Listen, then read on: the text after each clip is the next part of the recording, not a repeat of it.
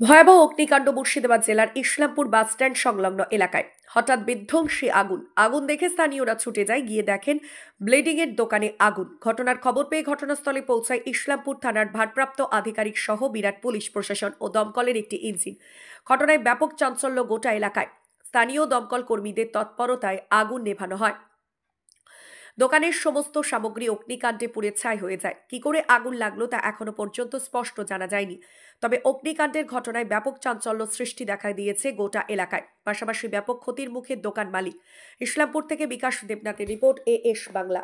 সঙ্গে সঙ্গে আগুনটা হয়েছে আপনার, সেই জন্য আমরা যে নামাজ একটু শেষ হওয়ার পরে আমরা চলে এসেছি। দেওয়া হয়নি। কীভাবে শুরু কথাটা আমি বলতে পারবো না, আমরা তো ছিলাম না।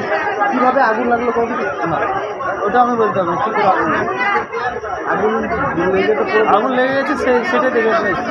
আমরা মসজিদে ছিল। হ্যাঁ, অনেক অনেক কষ্ট হয়ে গেছে। এখন নেভানো হয়েছে না? হ্যাঁ, নেভানো চলছে, গাড়ি এসছে।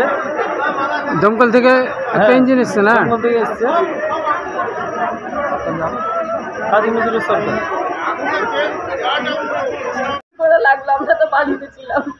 একটা বাচ্চা গিয়ে বলে মতির দোকানে আগুন লেগেছে। প্রথমে বুঝতেই পারিনি, মতিলাম জানি পাশের বাড়ির মতি। আমার মেয়েরা ছাদ থেকে দেখতে পাচ্ছে, বলছে ধোঁয়া হচ্ছে। ও বলে মা তাহলে ধোঁয়া, মামার দোকানে ধোঁয়া হচ্ছে। দৌড়ে এসে দেখে সব পড়ে গেল। আল্লাহ, আমার মায়ের সব পড়ে গেল। দোকানে জিনিসপত্র তো কোনো কিছু নেই, আর কিছুই তো নেই, সব ধ্বংস হয়ে গেল। বাইর করে ফেলে